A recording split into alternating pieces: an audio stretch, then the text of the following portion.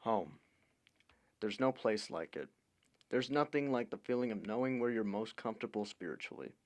Senior Ajae Dewitt-Davis says the thing he's most thankful for is transitioning to how he felt spiritually about the Lord.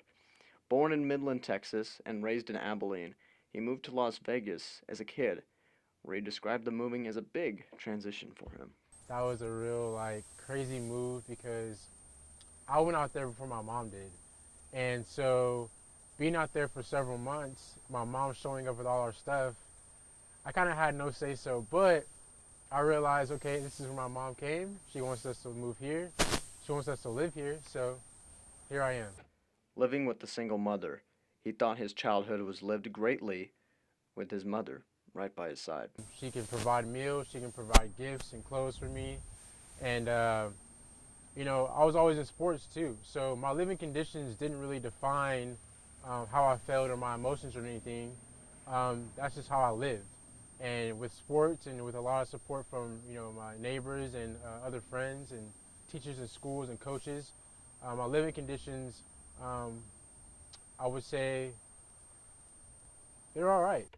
While in high school, Ajae knew that from a spiritual standpoint, he knew he wasn't where he was supposed to be. I was lost. That's the perfect word to use. And I was lost in a way that I didn't know who I was. I didn't know what I was capable of.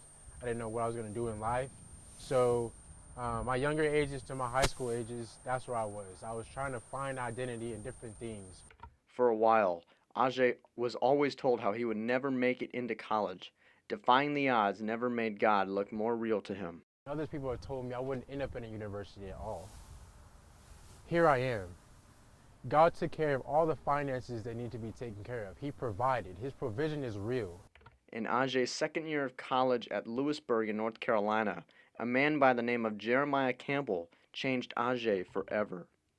Me being who I was and me going through what I've been through, I was kind of closed up. I had a wall up, but he saw right through that wall and saw the good in me instantly. Something that has not ever happened to me before. Nobody's ever just seen the good in me just like that. Just when Ajae was about to walk past the chapel, he saw just what he needed. I'm walking towards the library, past the chapel, and I look in the chapel, and I see people clapping, full of joy, smiling, laughing. It looked like love in there, and that's exactly what I needed at that moment. Ajae became saved on April 24th, 2016. That life-changing moment made him realize he has a purpose in life. I knew for a fact that I'm here for a reason.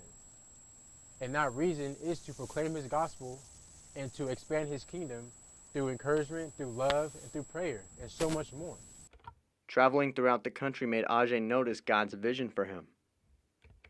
My journey from North Carolina to here, working at camps and working at different churches and being part of different kind of ministries, OBU has shown me that not only does God work, but it's also shown me that God is for me and not against me. With what he's learned, Ajae hopes to be a mentor for the future of tomorrow. I want to be in a position where I can pour into them. I can give to them just as God is giving to me.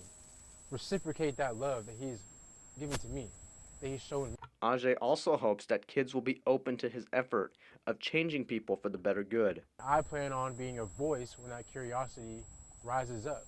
Because when they're curious, that means they're open. While most kids question what they will do with themselves in the future, Ajae hopes to bring the answers to the youth. Most of them question that alone, like I did. So that's my walk. That's my plan to do with the love that God showed me, to show love to the generations to come.